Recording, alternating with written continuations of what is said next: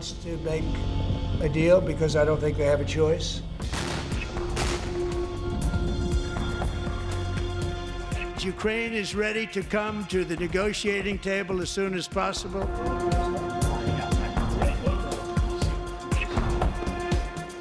We've had serious discussions with Russia and have received strong signals that they are ready for peace. Wouldn't that be beautiful? Wouldn't that be beautiful?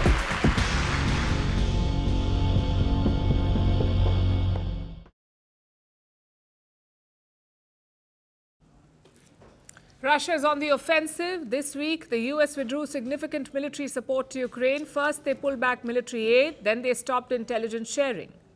Now, this significantly weakens Ukrainian forces, and the Russians are not wasting any time. They have stepped up attacks on Ukraine. Last night, Ukraine came under heavy fire, with Russian missiles raining on them. The Russians targeted Ukraine's critical infrastructure like the energy and gas facilities. The extent of the damage is not clear, but the scale should worry Kyiv, because Moscow has been at it. They've been ramping up attacks for days now. The Russians want to secure gains on the battlefield and, if possible, capture more territory.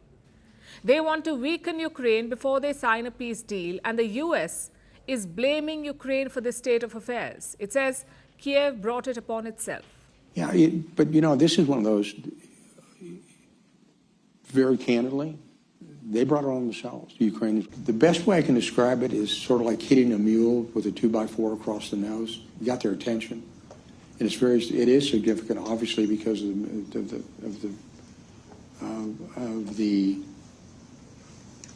the support that we give, okay? But it's one way to sort of get your attention to do it. But it's a pause. It's not an end. And it's then up to them to do it. For Zelensky, the writing is on the wall. In fact, it has been for a while, but I guess he has no choice but to see it now. He is not winning this war. He cannot withstand Russia on the battlefield without American military aid. Now that aid has been cut.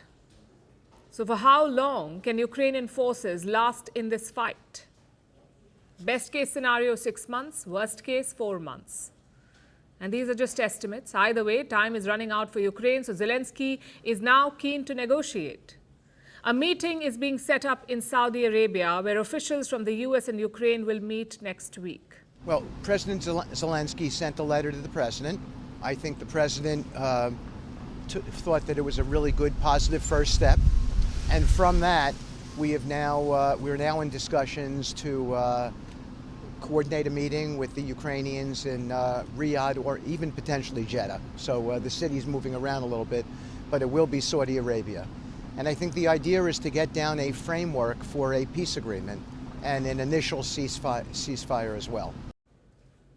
Zelensky, too, will travel to Saudi Arabia next week. He is expected to meet Mohammed bin Salman, the Saudi crown prince. It is not clear if MBS will attend the talks, but this meeting is definitely a step forward.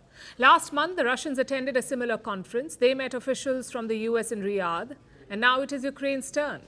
The US wants to hear them out, with the Saudis acting as mediators again. So what does the US hope to achieve with this? Two things. First, narrow down a framework for a peace deal, and second, discuss the possibility of a ceasefire. That's what they're aiming at, the Americans. And what is Zelensky's wish list?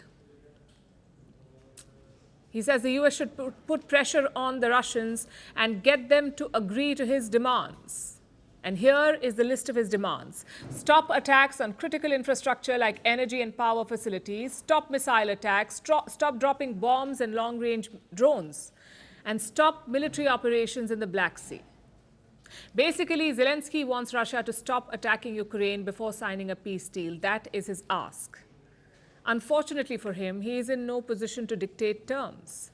He is at the mercy of the Americans. Trump may or may not pay heed to his demands, especially after their very public spat last week.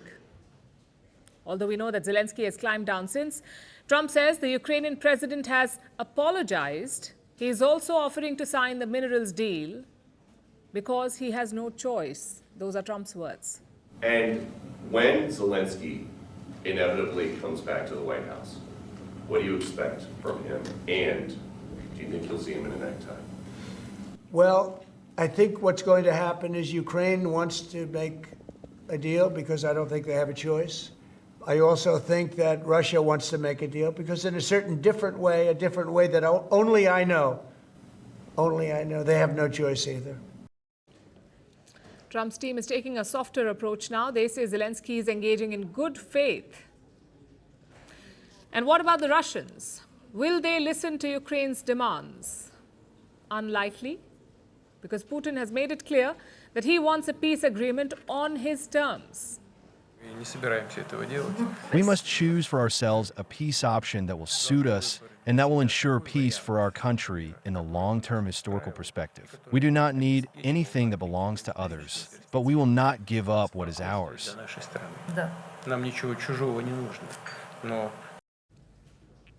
Since taking office, Trump has made multiple offers to Russia, even pulled military support to Ukraine to force them to the talking table. But Russia has not reciprocated to Trump's overtures. Putin has refused to make any commitments. There is no promise to accept a ceasefire or a peace deal brokered by Donald Trump. In fact, the Kremlin does not even recognize Volodymyr Zelensky as a legitimate leader. Listen to this. The question is who to negotiate with. As of now, the Ukrainian president is still legally prohibited from negotiating with the Russian side. Therefore, the overall approach is positive, but the nuances have not changed yet. Now, this has always been Russia's stance. If they don't recognize Zelensky, will they sign a deal with him?